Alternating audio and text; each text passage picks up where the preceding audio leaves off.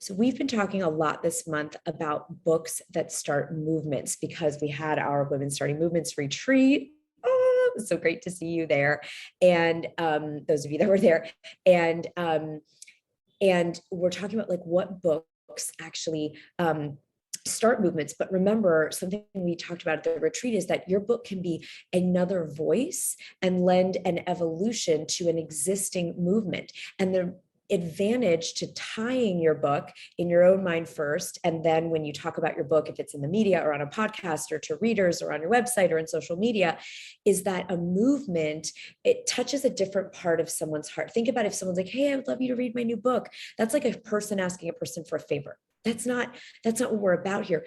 My guess is that there's some movement that your book, whatever you're working on, fiction, nonfiction, corresponds to, and that book is part, you can tie your book to a movement, and it will actually help you talk about your book and get people to want to read it and get people to want to share it and get people to want to promote it. So your homework this week is to think about the book you're currently writing, and then just start brainstorming different movements that are in the world. It might be the environmental movement, the women's movement, the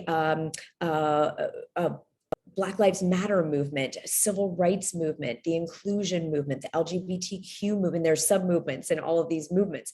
So the idea this week is to think about what movement your book aligns with, and then to start talking about your book from the place of being part of a movement. You will get more people to promote you, support you, read it, and share it, and you will make the impact you're here to make. I want to hear what movement your book connects to. See you next time.